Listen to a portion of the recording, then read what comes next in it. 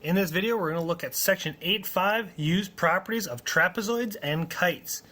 So before we looked at special different types of parallelograms, now we're going to look at trapezoids and kites. So this is where, on that Venn diagram, it diverged over from parallelograms to some question mark. Now this is the question mark.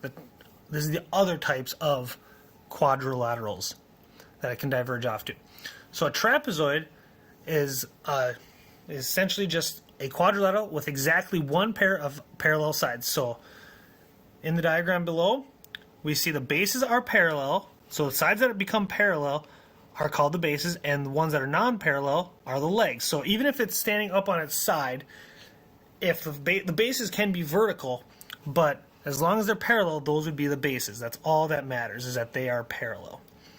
So here, we're just going to show that ORST is a trapezoid. So to show that they're parallel on a grid, all we have to show is that they have the same slope. So from R to S, we can see that goes up 1 and then over 2.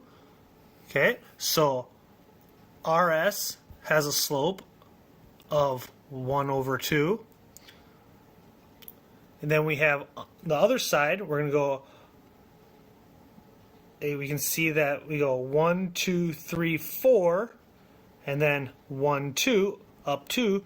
So OT has 2 over 4, or just 1/2. So those are parallel.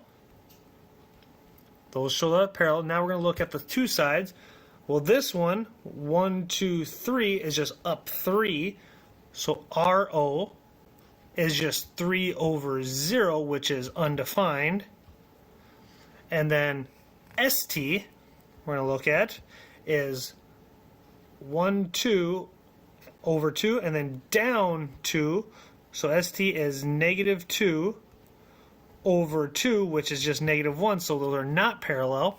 So we have one side of parallel lines and then one side not. So that's all it takes. Now, we could have done the slope formula, but when you have an actual grid, might as well just do a little bit of counting. An isosceles trapezoid has legs of the trapezoid are congruent. So if the legs are congruent, then you have an isosceles trapezoid, kind of like an isosceles triangle. Okay, you have the base side and then the two congruent sides. Now you have, on a trapezoid, you have the two parallel sides, the bases, and then the legs on the side are congruent. So some theorems about these trapezoids. If a trapezoid is isosceles, then each pair of base angles is congruent. Okay, so the bottom base angles are congruent and the top base angles, because remember you have two bases here. AD would be congruent to D, A would be congruent to D, and B would be congruent to C. If a trapezoid has a pair of congruent base angles, then it is an isosceles trapezoid. So it's just the converse. Okay, so if you have a normal trapezoid and you see one of the pairs of base angles is congruent, that means the other one must be, and then you have an isosceles trapezoid. Now the last one on this page, a trapezoid is isosceles if and only if its diagonals are congruent. So if the diagonals are congruent, the lengths from B to D and C to A are congruent, the trapezoid must be isosceles. All right. The stone above the arch in the diagram is an isosceles trapezoid. Find measure of angle K, M, and J. So if we look really closely, we see we have our parallel sides. So that tells us that K will be congruent to L and J will be congruent to M. So this makes it really easy. So measure of angle K, by the theorem we just looked at, must be the same as measure of angle K, or excuse me, as L. And measure of angle L is 85. So measure of angle K must be 85 also. Then, based on our parallel lines, we can see that these two are, L and M and J and K are both consecutive interior angles because of our parallel lines and a transversal. So we also know, again, measure of angle M is congruent, or is equal, because we're talking length. Measure of angle M is equal to measure of angle J. So then we can just say we can find it by 180 minus 85, and that would give us 95. So measure of angle M is equal to 95, and measure of angle J is equal to 95. So there are our three missing angles. Okay, so just knowing different types of properties of quadrilaterals and shapes helps us make this really easy. So now, remember mid-segments from triangles? It comes back. A segment that connects midpoints. And remember, it splits the sides into two congruent halves, regardless of what shape it is. The mid-segment theorem for trapezoids just says the mid-segment of a trapezoid is parallel to each base, and its length is half the sum of the bases of the trapezoid. So essentially, all it says, MN is parallel to AB and DC, and then to find the length of MN, all you have to do is add the length of AB plus DC and divide by 2, or multiply by 1/2, either one. Okay, in the diagram, MN is the mid-segment, so we use the theorem we just found. So MN, let's change color here. Let's go to blue. MN will equal 1/2 of PQ plus SR. So all I'm going to do is substitute in. So MN